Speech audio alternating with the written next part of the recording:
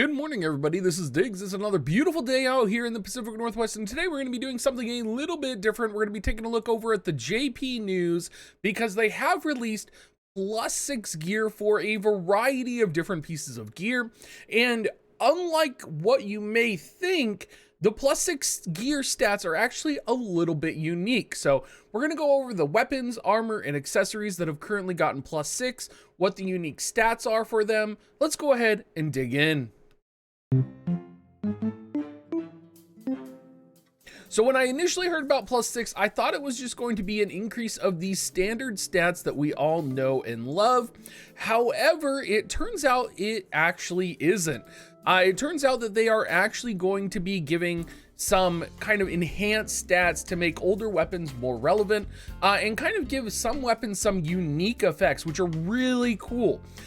Great example here, just going down the list, you can see that we have Tidus's sword is going to maintain the slash attack up +8, but the water ability attack up is going to go from +8 to +30 if you do +1 it, which is really cool. The sleepy sword, which previously was kind of lacking because it had slash attack up and it didn't have the highest magic, is now going to get magic attack up +10. So it's actually going to make it maybe even potentially a little bit more viable. And Mithril Sword is going to get slash attack up 20, and Longsword is going to get a buff up to slash attack +15. So not biggest changes for Mithril Sword and Longsword, but when you get down here to the large swords, you do get some really cool changes. Specifically, Golden Blade, I love, is going to give damage limit up 1000, and you're going to see this on a couple of the different pieces of gear as we are going through them. You know, having something like this so that you have to use a different weapon depending on the different situation, I think is absolutely fantastic. We also have Auron's Greatsword here, which doesn't gain anything from slash attack or ice attribute attack, but it gains critical damage +10. Again, another one of those things that's very unique. It gives a unique identity to the weapon, and it kind of gives a benefit to leveling multiple weapons up in the same category. And I'm personally really excited for these. And this is only just kind of to get into the kind of really beginning of this.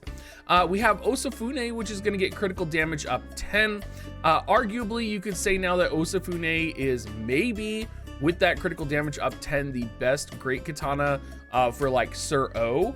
Although Sir O, they do have TMR augmentation, so maybe O's katana with TMR augmentation or Seymour's katana with TMR augmentation is better, but it definitely brings a good buff to Osofune. The other ones, it seems like a lot of the SR and the Rs just get straight slash attack up. The fist weapons, none of them are really too unique here. You could benefit from the Mithril Claws, getting striking attack +20, but still, I think most of the time you're going to be using the other striking attack weapons, which are not listed on here because they haven't gotten their +6 yet.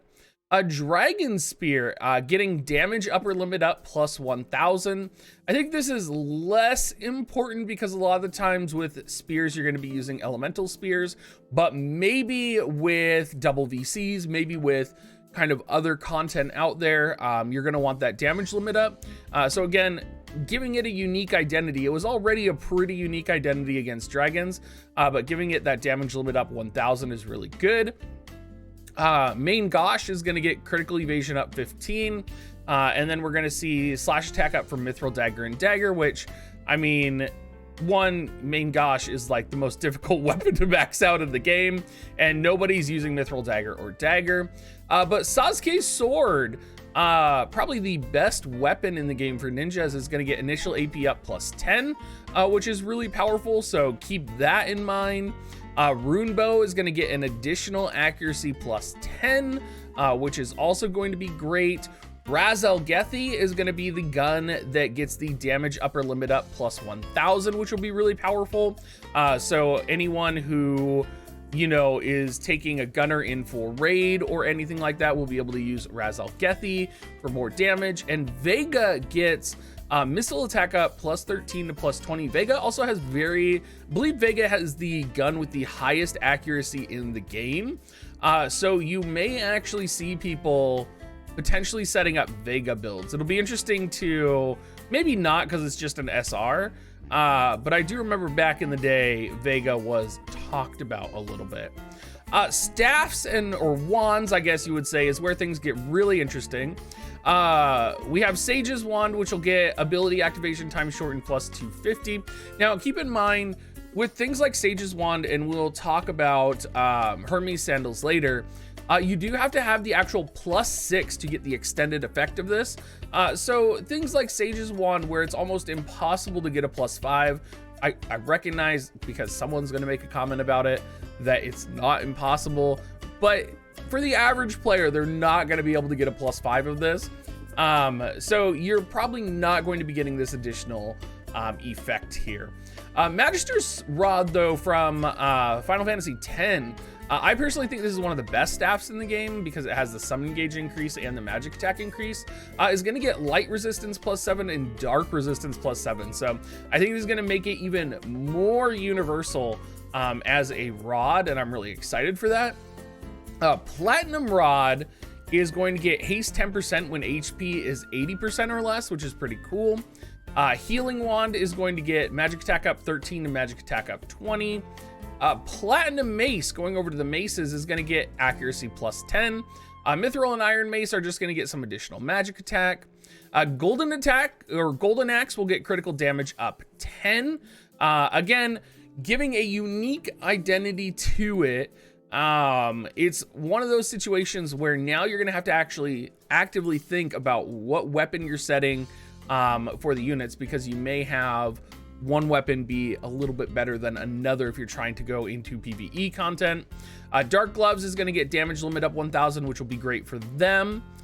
You're also going to be getting accuracy up on Book of the Moon, so it's going to be an accuracy +10, which is really great. I mean, anything with accuracy on it is just good, especially given the amount of evasion that we're entering. And then we have armor, and the armor and the accessories are really cool. I'm loving them. Platinum armor, I mean, probably most people are not going to have a +5 version of this, but golden armor is going to get slash resistance, weakness resistance up 50. So that would be like if your opponent is trying to lower your slash resistance, you're going to have more resistance to that. Mithril armor is going to get striking resistance from +7 to +10. Iron plate is going to go from +6 to +8 slash attack resistance. Golden helmet is going to get shooting resistance, weakness resistance up 50. You're probably noticing a pattern here. One thing that's interesting is that the mithril helmet and the iron plate here, and even the iron helm. The iron helm has as much shooting missile resistance as the golden helm does now, and the mithril helm actually has the highest missile resistance. So you may see mithril equipment potentially being better than golden equipment. But granted, there's a lot of units that do lower the missile resistance or slashing resistance, but something to consider. Sage's hat is going to get critical evasion +15. The other hats are going to just get a little bit more evasion on them. Sage's coat is going to get magic resistance weakness up +50. Mirage Vest is going to have magic attack resistance up +10 now. So you could see Mirage Vest seeing a little bit more use. Getting into accessories, Tidus's necklace is going to give an additional maximum TP up 15% now. Not the most useful, but definitely unique buffs that make things more interesting. Hermes Sandals are very powerful. If you can actually get a +5 version of them, I believe it's +25% agility. I was looking it up on WoTV Calc. It was like +25% agility if you land a critical hit on your opponent. So that is very powerful, very good if you can get a Hermes Sandals +5. Jeweled Ring gives you 5 AP back if you land a critical hit, which does change things in the sense of, you know, building AP sustainable builds. You may actually be setting Jeweled Ring In the future, if you're wanting to optimize maybe a solo build of, let's say you're going up against a really difficult raid fight or a raid rerun where it's like a single fight and you're bringing a single unit, having this where you get critical AP back on critical hits could be really important for sustainability in those fights. So keep that in mind. Keep in mind you also get more AP back in general when you do critical hit. So that's going to be really good. Fairy Ring is going to get more evasion up, no change to silence resistance. And then Brave Ring doesn't look like it's going to be getting any adjustment as well. Now, I did hear mixed responses that we're going to see some changes to abilities as well on some of the staff. So like healing staffs, Cura or whatever it is going to get upgraded to Curata. I didn't really verify that. I couldn't find. Yeah, maybe I could find it on WoTV calc here real quick. Let me pull it up. But I think overall, just looking at everything that's coming out right now, I'm loving it. I am loving the direction that they're going with these weapons. I think these weapons are going to be really cool. Yeah, it looks like Cura on the healing staff isn't changed. So it looks like it's still the same from 3-star to 5-star, and it looks like the 6-star doesn't give. I just pulled it up on WoTV calc real quick. It looks like the 6-star doesn't give an enhancement to the spell, so maybe it will, or maybe people were talking about different abilities on different pieces of gear. But keep that in mind. Anyway, I hope you guys are all hyped for this.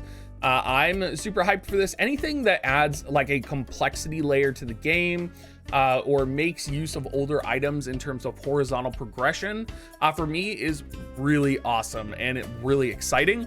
And I honestly can't wait for this. I think, you know, with TMR runes, double VCs, I think all of these things are rewarding the horizontal progression player, and it's going to be absolutely amazing. So thank you so much for watching, everybody, and have a great rest of your day.